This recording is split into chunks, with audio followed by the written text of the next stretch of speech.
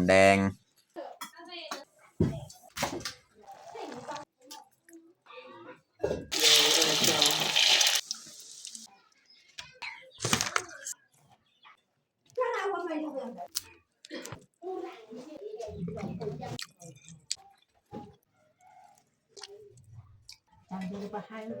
อย่าลืมกดไลค์กดแชร์และกดติดตามเด้อพี่น้องกล่าวทักทายสบายดีเบิร์ดสู้ครูสู้คนยินดีตอนรับเข้าสู้ซองบ่าวยืงเนาะแล้วก็สำหรับมื้อนี้แมนขอยสีพาทุกคนมาเบิ่งเนาะเฮาสีมาเฮ็ดอาหารเที่ยงพี่น้องเนาะว่ามื้อนี้ก็บ่ได้ไปใส่หยังอยู่บ้านอยู่เรือนคือเก่าเนาะก็เลยสีพาทุกคนมาเบิ่งเฮาสีพาน้องพลอยนี่แหละเข้าขึ้นครัวแล้วก็สีมาเฮ็ดอาหารเที่ยงเนาะแต่ทุกคนติดตามเบิ่งติดตามชมกับพวกเฮาได้ยาวๆเลย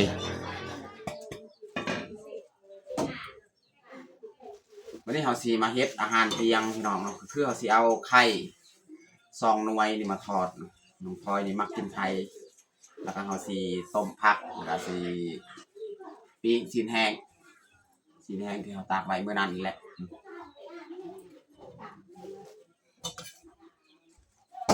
นี่เฮาสิผสมมาไข่ก่อนเนาะสิทอด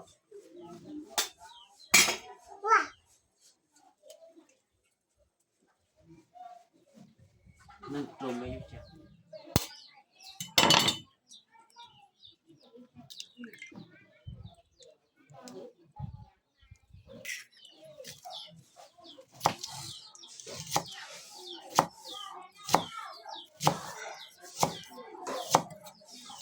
ซอยหอมแดง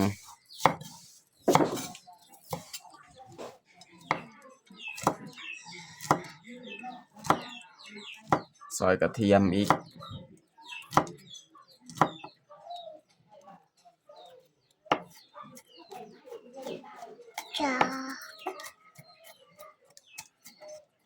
วิธีเฮ็ดให้กระเทียมมันแลกพี่น้องมันมุนเป็นสิ้นน้อยๆสับแบบนี้แหละ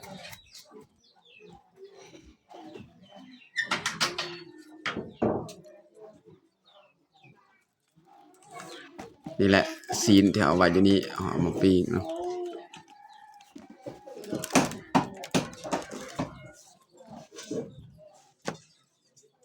เอาตัวนี้ก่อนพี่น้อง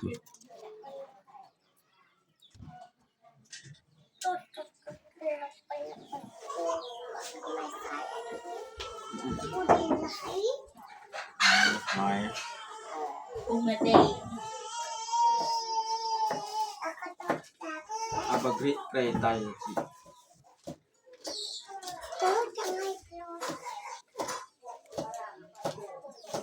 เอาไว้ทอดดูกัน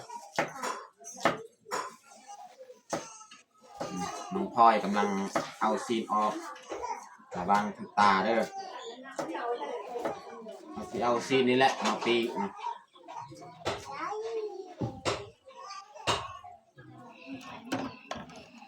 นี่แหละเราจะเอากับนางมูนี่เป็นนางมูนี่ซีนงัวตัวนี้นี่นางมูน้ำมันมูเนาะประมาณนี้แหละเอาเนาะเอาบอแมนทั้งนั้นทั้งนี้เอาเลี่ยนเบิ้งเลี่ยนไม้ยิงดอกยาลิ้นยิงดอกแนวนี้แนวนี้วิธีเฮ็ดปิ้งนี่จะปิ้ง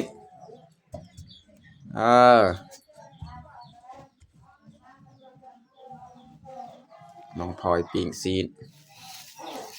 วันนี้เราจะปรุงเลยไข่ของเรานะพี่น้องใส่หอมบัวนี่มีหอมบัวมีหอมแดงอันนี้เป็นกระเทียมเนาะใส่กระเทียมใส่บอลเดียวนี่แหละพี่น้องเอาบรรจุดูนี่เราจะใส่ผักละลายพี่น้องเนาะ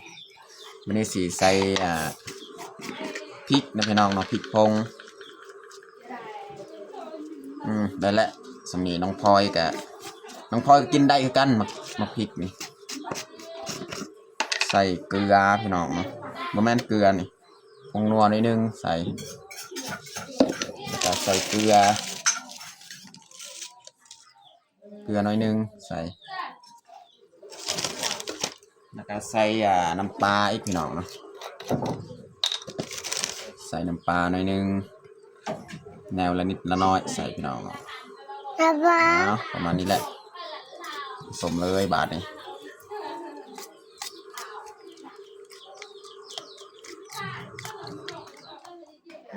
ซีนที่เราปิ้งกับไข่สุกแล้วพี่น้องสุกซีนแล้วเราก็สีทอดไข่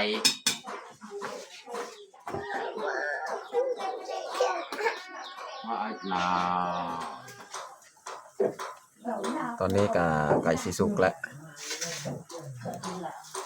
ซีนที่เราตากแห้งไว้นั่นแหละเอามาปิ้งกิน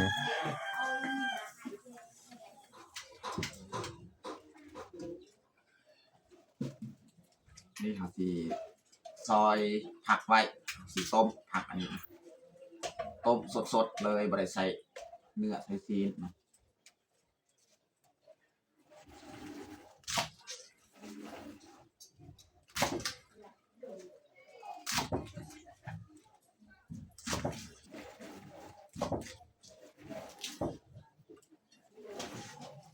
ตอนนี้ก็สุกเรียบร้อยแล้ว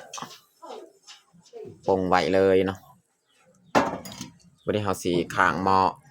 สีต้มผักก่อนส่วนไข่จะเนาะสีทอดน้ำหลังสุดท้าย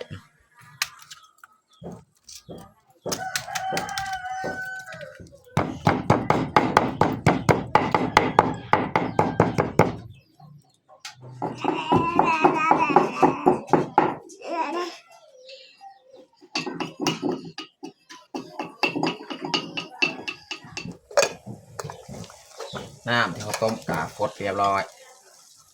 ใส่พริกกระเทียมหน่อยนึงใส่พริก3 หน่วยแกงนี่บ่ใส่ลายใส่หัวไชไข่ใส่ข่าแล้วก็ใส่นัวใส่เกลือแล้วก็ใส่ผักกาดเลยนะพี่น้อง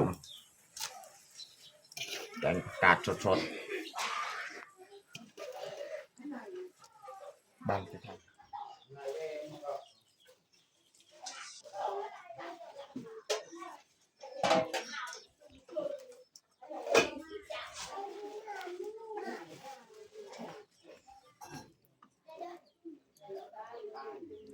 ปรุงแจวพี่น้องเพราะว่าเราปิ้งซีนเราต้องได้เห็ดแจวพี่น้อง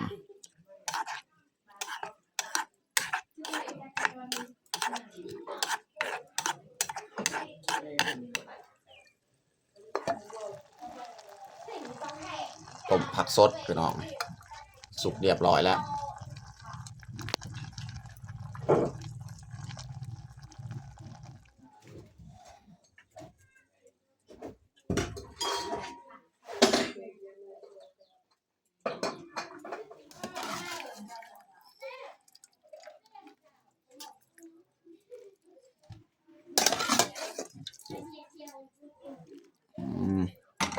เทน้ำใส่เลยพี่น้องแกงผักสดๆพอดีเต็มถ้วยเลย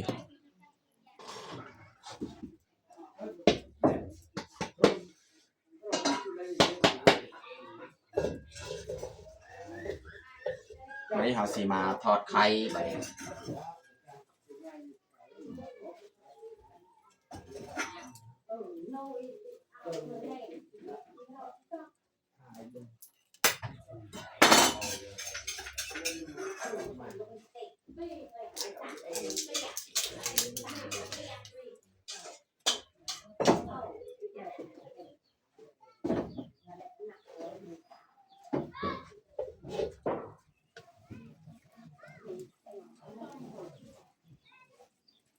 ได้แล้วใส่น้ำมันประมาณนี้แหละพี่น้อง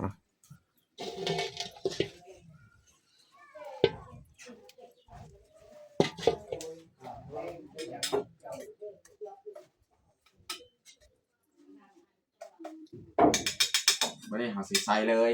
ไข่ของเรา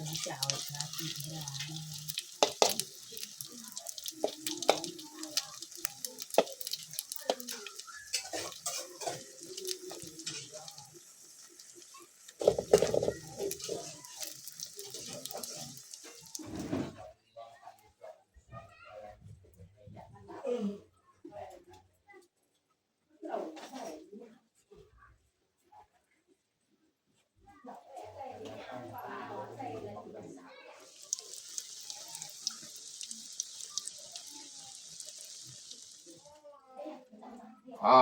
นี่ก็เรียบร้อยพี่น้องเนาะทอดไข่ของเรา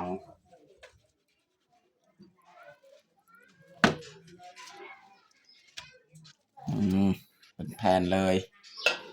ทอดไข่ของเรา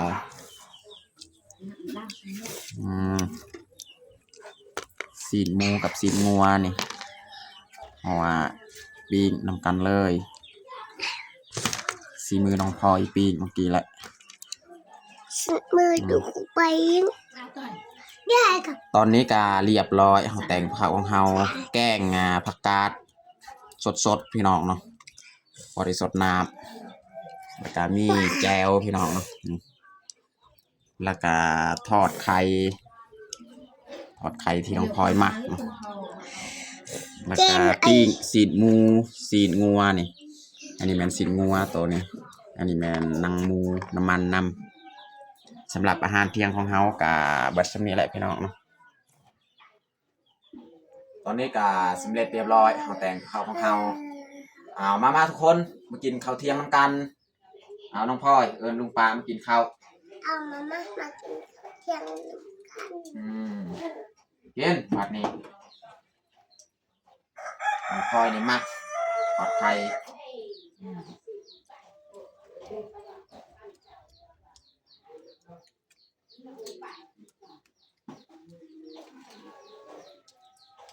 Đang đi qua hai lần gì?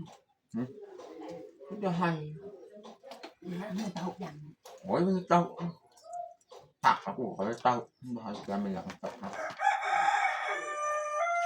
Tao thì nghĩ là quăng. Từ Nếu mà con cha cái gì mà con cha này như ta mà con đạp hay mạo được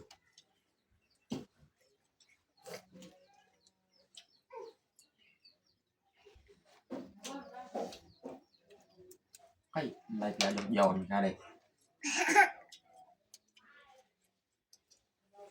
bông rồi Vàng hàng.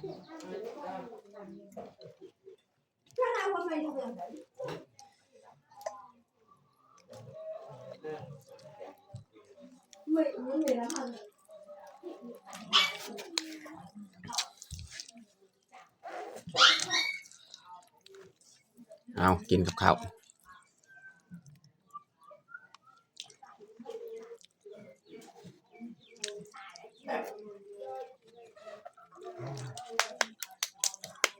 แซ่บบ่น้องพลอย ครับ น้องพลอยดีใจได้กินทอดไข่